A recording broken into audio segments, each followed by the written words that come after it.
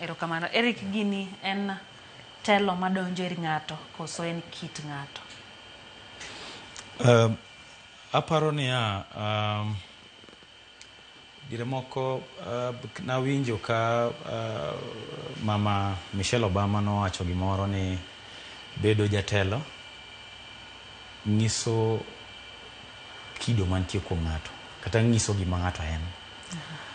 Apara ni nitiere ga jomoko mabe nochwere achweya ma arrogant kamano, ma kata en jatelo kata ok en jatelo, lakini en ng'at moro ma arrogant, ma mosebedo ng'at ma very arrogant. To mana kaka senior owacho ni mondo ibed jatelo nitiere okenge moko mag rameny mimenye ng'ato, mikadhe makoro ichopi, makoro oyieni ni en jatelo.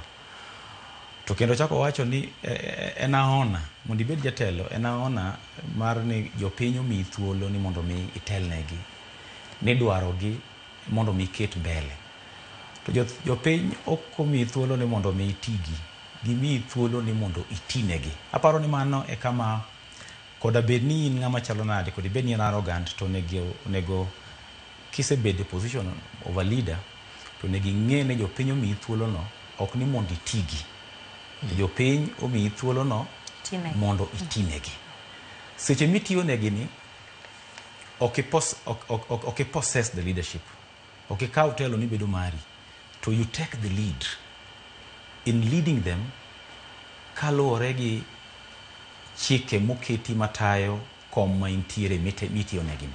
Koro apara ni it's a wake up call. En gima notimore maber ni koro jotelo onong'o thuolo mondo mi gipuonjre kata gijiwre godo. Dhulu maber ni ginyalo jiwore go ni gima notimore ne mwalimu Peter Orero, mjumbe ma Kibra. Ne yawa, kik as a leader kik yie mondo gima chalo kamano otimre ni. Biro keti e picha marach, ibiro chalo jalno makoro ok tine jopiny, to koro itiyo jopiny. Erokamano. Usedaduogo iri.